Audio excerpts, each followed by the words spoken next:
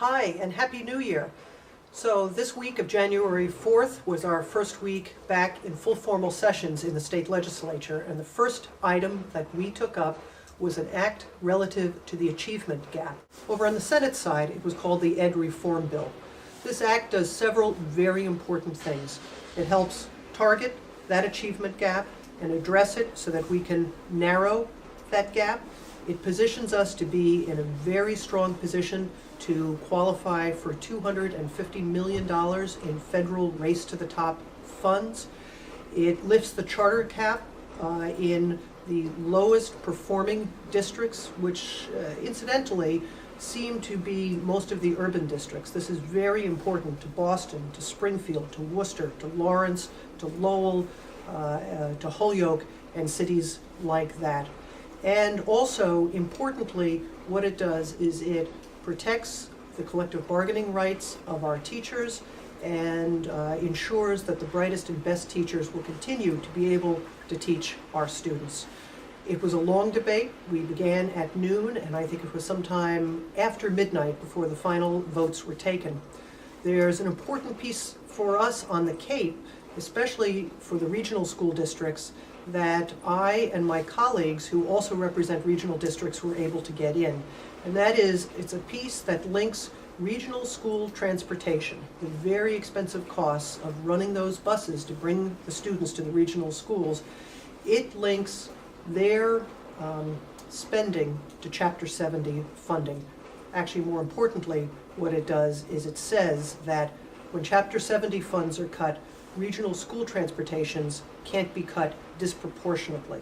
So what we often see is in this down economic time, there may be a cut in the local aid part, and then the governor, using his authority, cuts millions and millions from the regional school transportation budget.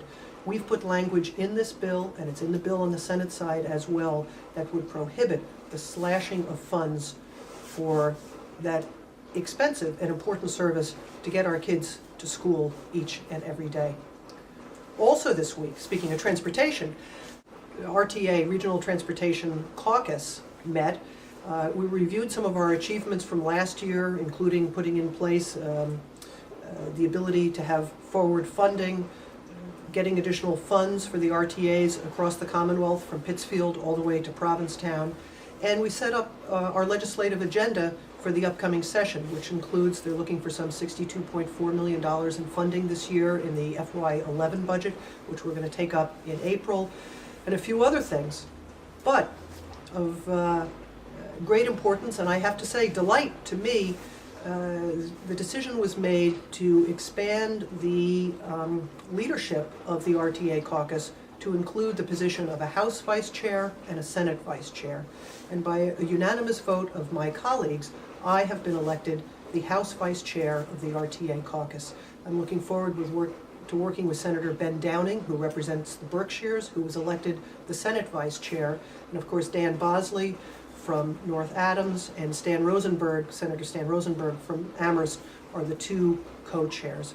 So for me, the highlight of this week was working with colleagues from across the Commonwealth to address issues and goals and challenges that we all face.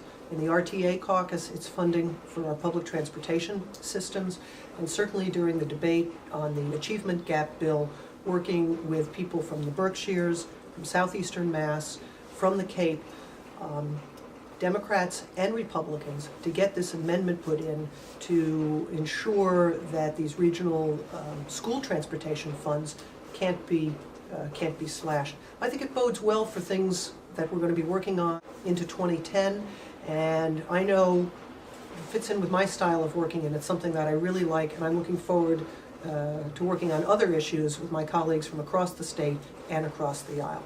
So until next time, have a happy and healthy New Year, and I'll see you soon again on YouTube.